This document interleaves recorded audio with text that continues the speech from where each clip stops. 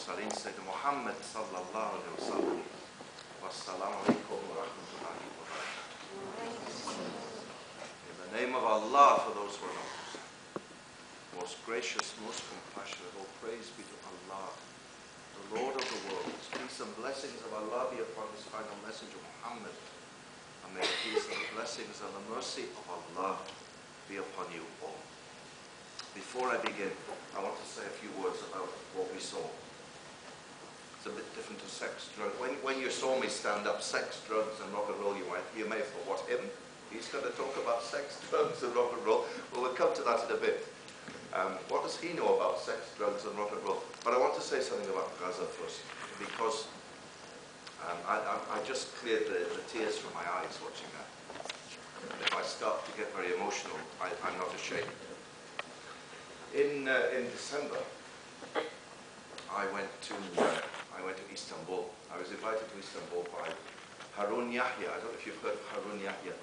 He's a Muslim writer and intellectual. He invited me to Istanbul to talk with him. So I traveled to Turkey, and while I was there, I also met two other people. The first one I met was the Patriarch of Constantinople. He's the head of 300 million Greek Orthodox Christians in the world. And I went to pay the respects of the Muslim community to him and put out a hand of friendship to greet him. And we talked about nothing in particular, but we got on well, and we ended by having exchanged good wishes between Islam and the Greek Orthodox Church. Just before I'd been to see him, I'd been to the chief rabbinate in Istanbul, and I'd met the chief rabbi of Turkey, the head of Turkey's 25,000 Jewish community. And it was like Fort Knox getting in. It was very difficult to get in the building. There were police with young men in suits and guns and screens. So when I eventually got in, they took me upstairs to his office, great big office. And he sat at a big desk underneath a picture of Kemal Atatürk, the founder of secular Turkey. And there was a flag over here, the Turkish flag, and he was dressed in all his fancy chief rabbi robes, because the chief rabbinate was established by the Ottomans, of course. His name is the Chacham Pasha, the chief wise man of the Ottoman Empire, because Islam was no problem with people of other faiths. And I said to him, you honor me, sir, by inviting me to meet you and to talk with you, but I must make something very clear first, before we carry on. And he had his council of advisors with him.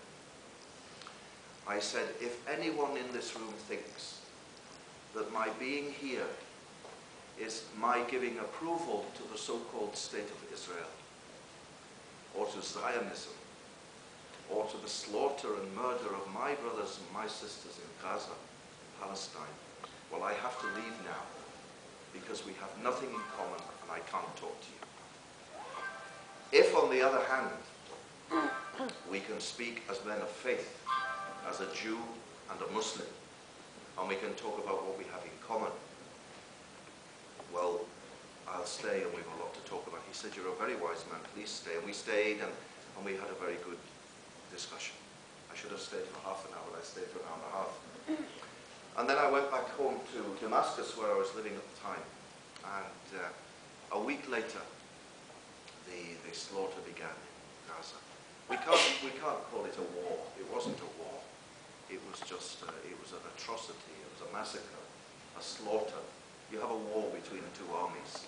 People who fire rockets into the air. Fireworks, they're no more than fireworks that they send off. That's not an army. And then a week later after that, I was sitting in the living room of the Mufti of Damascus, and we watched on the television the army of the so-called Israel marching in. And for all those days, we watched our brothers and sisters being killed, murdered.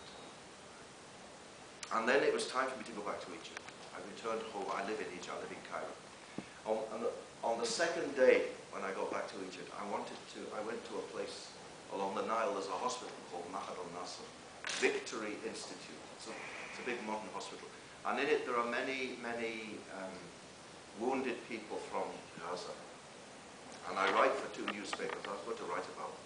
So I was going to go for half an hour, say hello, and then leave. I stayed for 4 hours. And after 4 hours, I really couldn't stand it anymore.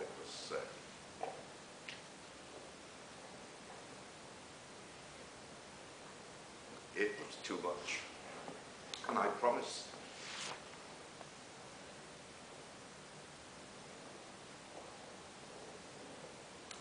those people in the institute that whenever I give a talk anywhere in the world, again, I will talk about them.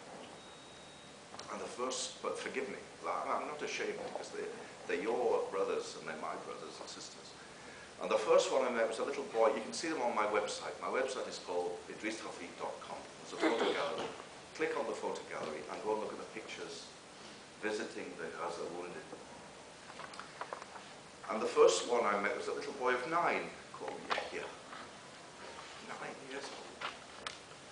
Dressed in a very smiling face and dressed in a little red tracksuit. And he hadn't been injured this time. He'd been injured because he was waiting for his 26th operation. Because when he was in his mother's womb, poisonous gas had been dropped from the sky. And inside the womb of his mother, his bones and his body had been deformed. And he was waiting for his 26th operation. And in the 4 hours, I met heroes. It was so humbling. So humbling as a Muslim. You know, we talk as Muslims. We call ourselves Muslims. We should be ashamed, really. We should be ashamed. And I met real heroes, men and boys with no legs, with no arms. I can't tell you anything more about it. Just look at the photo gallery. And I promised them, I said, when I go, I'll tell the people. I said, I'm going to the UK soon, and I'll tell them about your plight.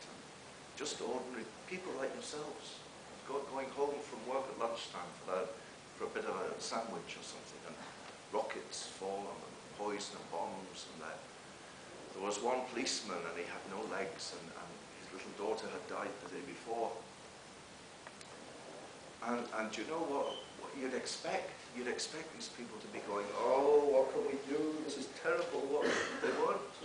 All I heard all afternoon were words like, Alhamdulillah, Subhanallah, Allahu Akbar, from these people. So that gives us a good work-in to sex, drugs, and rock and roll. That'll stop me being emotional. It's not very emotional, sex, drugs, and rock and roll. So sex, drugs, and rock and roll. Before we kind of carry on anymore, Allah Almighty takes me all over the world to talk to different people. And I mostly talk to young people, to students, and to young professionals, mostly. And wherever He takes me to each place for a particular reason. I am in Leeds tonight for a reason.